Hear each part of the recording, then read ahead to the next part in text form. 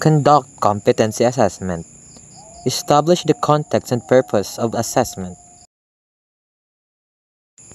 The assessor should become well acquainted with the qualification or specific units of competency that will be evaluated.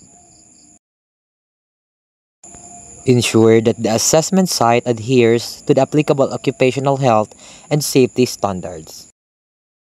Ensures that the assessment resources are available. The assessor must confirm that all tools, equipment, and facilities are prepared and available at the assessment site before the assessment begins. A checklist of tools, equipment, and facilities should be available to assist the assessor in monitoring their availability and completeness. The checklist of tools, equipment, and facilities is part of the assessor's guide.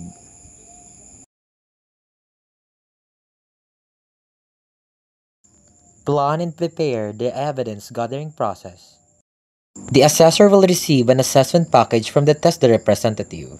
This package includes the competency assessment tools, which serve as the primary guide for evaluating the candidates. Along with this, the assessor must ensure the presence of the following: specific instructions to the candidates, prepared according to the number of examinees. Competency assessment results summary, also corresponding to the number of the candidates. Rating sheets will be used to document the candidate's performance. One copy of the assessor's guide, which provides detailed instructions for conducting the assessment.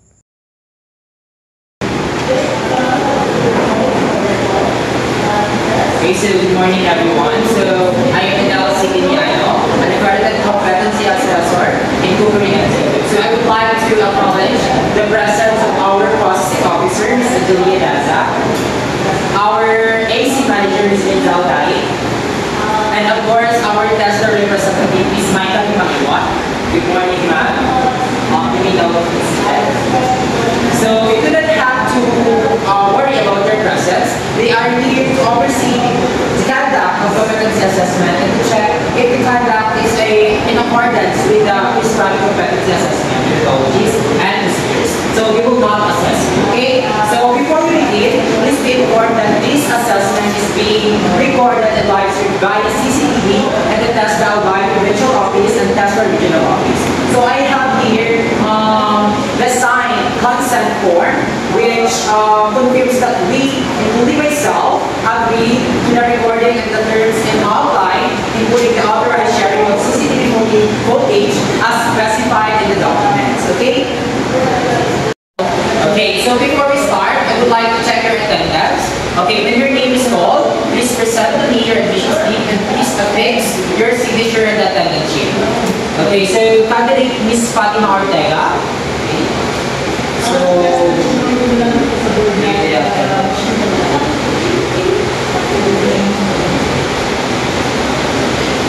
thank you so much. Candidate Gala Sarte.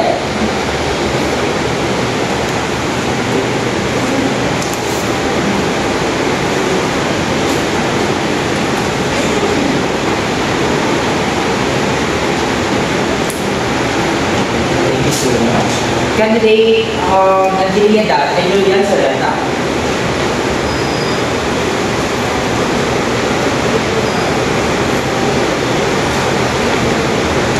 Thank you so much. So make sure that the spelling of your name is correct. Okay? Okay, so now let me remind you that I have here your accomplished application form and self-assessment guide.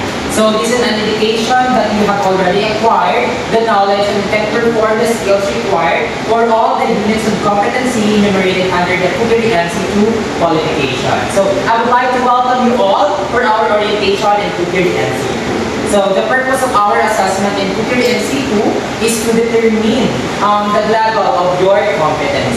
So let's clap our hands for your orientation. Okay, so today I'm going to administer the competency assessment for Cookery NC2.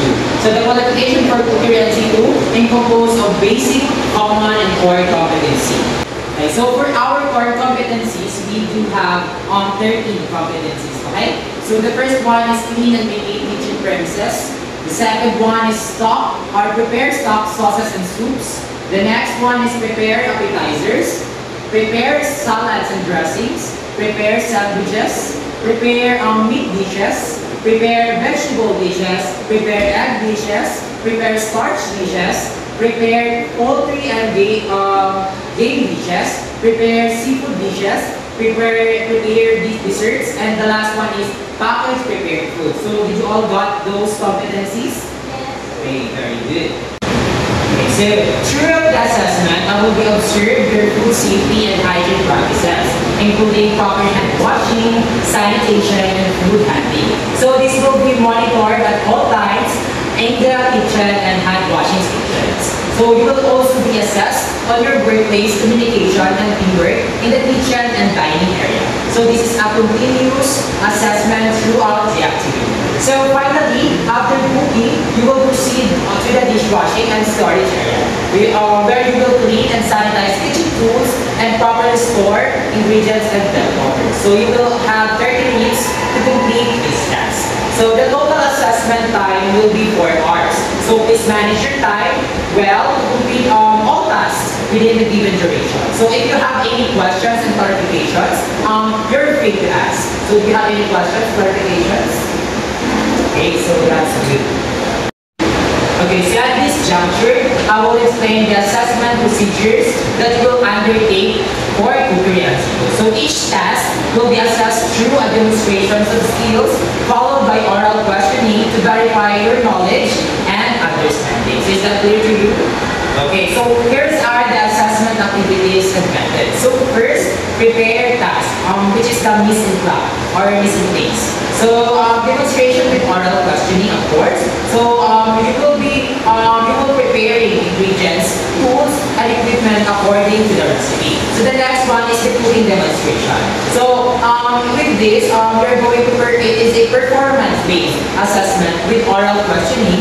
So you will going to cook the assigned dishes, including stock, soups, poultry, seafood, vegetables, starches, and desserts. So I will observe your cooking techniques, time management, and of course the adherence to food safety standards.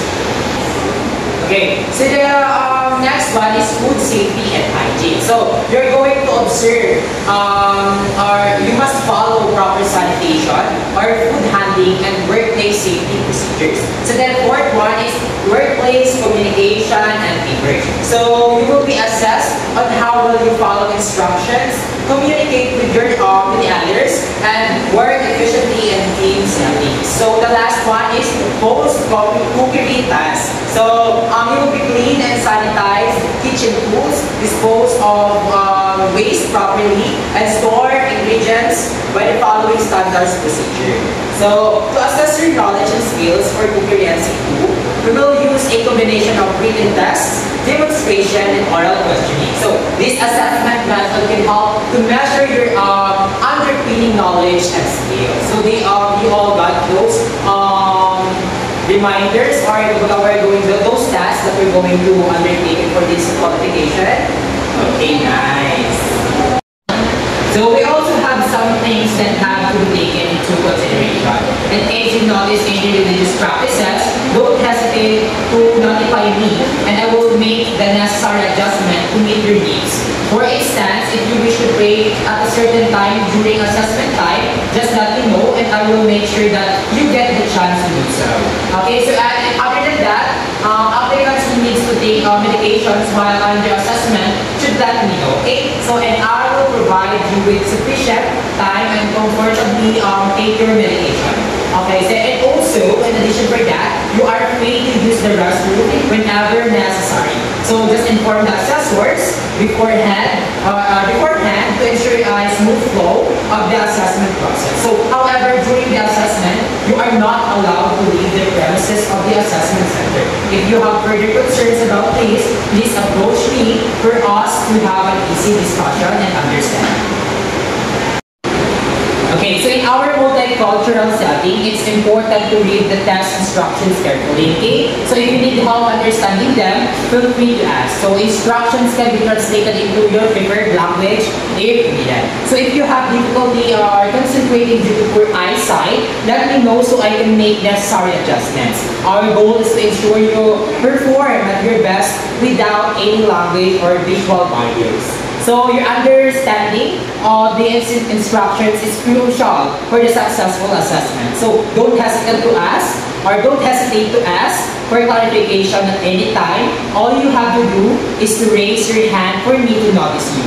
Now, let's go over to the do's and don'ts for a smooth cookery MCQ assessment. Okay, so for the do's, so the first one is obey security policies and procedures. It's vital to adhere to all security measures implemented to provide a secure environment for all involved. The next one is obey the guidelines on the use of facilities. So observe the marked areas and facilities to guarantee that the assessment is conducted smoothly and uninterrupted. Okay?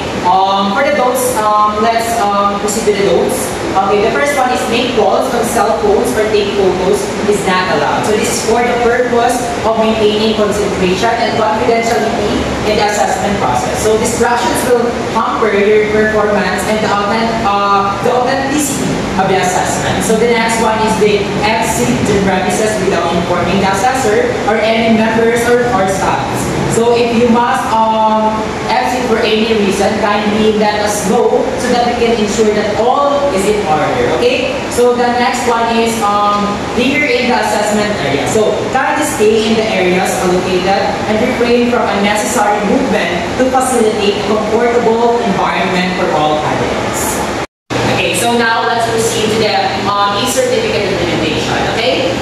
So the TESDA e-certificate system starting on August 28, 2023 until present time. So in the event that you get a competent result, the e-certificate shall be issued straight to your given email address. So within a day following the assessment, it is necessary to make sure that the email address in your application form is correct. So if the email address in your application form is correct, okay, nice. For those who want a paper NC, you will have to print your NC or Certificate of Competency or COC on clean A4 size white paper. So print it first and then proceed to the nearest TESDA provincial or district office to apply for the dry seal. Is that clear? So the TESDA POCA vocal will be responsible for verifying the authenticity of the NC or COC before affixing the dry seal. So a service that will be provided free of charge. Okay? So as a final reminder, please ensure that the email address and name provided during the application process are accurate and up to date. Okay? So next, let's proceed to the instructions for playing the paper base. Okay? So the national certificate or the NC or certificate of competency or the COC is awarded by the provincial office where the assessment was taken upon submission of the competency assessment results or the CARS. So the NC or COC is effective for 5 years. So you can claim your NC or COC 3 working days from the date assessment. Except the Saturdays, Sundays, and holidays is not included. Okay? Okay. So when claiming your NC or COC, can you read the following? So the first one is CARS. The next one is passport type, photo, on white background, color with name tag. It is critical to comply with the below guidelines for a photograph to ensure smooth play without any problems. So the next one is of course the 50 pesos certificate fee. So yes, you are going to pay 50 pesos for your certification process. Okay. So if the NC or COC will be claimed by a representative, we need to remind by this things. Okay, so the first one is only the below representatives can claim the NC or COC in case of representative claim. The second one is TESDA provincial office appointed liaison officer, and the last one is immediate family member up to the second degree. Okay, so the requirements of the representatives are the first one, of course, the original copy of CARS. The second one, a special power of attorney or the SPA or a letter of authorization by the TESDA OPCO certified at 27. So you may acquire a copy of the sanitarization letter for the official office or from the TESDA website by the tesda.gov.ph. So the next one is a photocopy of the certified workers ID, and the next one is a photocopy of the representative's ID. Is that clear to you all, guys? Okay, so for the renewal of the national certificate, its validity is 5 years. So the requirements are a photocopy of the NC and the original for checking. And also for the certificate of employment that is applicable to the NC. So if you are found to be not yet competent, you may apply for reassessment of your experience. Okay, so you have 3 attempts to apply so that you can be competent. So if still not competent, after the many attempts, you might be required to take refreshment training. So the reassessment will be targeted on the areas in which you failed to gain competency. So kindly note that you will be the one to pay the full assessment fee as stipulated by the TESDA board. So once again, ladies and gentlemen, we appreciate your time and effort in this assessment. So regardless of the outcome, we encourage you to continue honing your skills and striving for excellence in your culinary journey. So thank you for your participation and wish you success in your future endeavors. So thank you so much, everyone, and best of luck.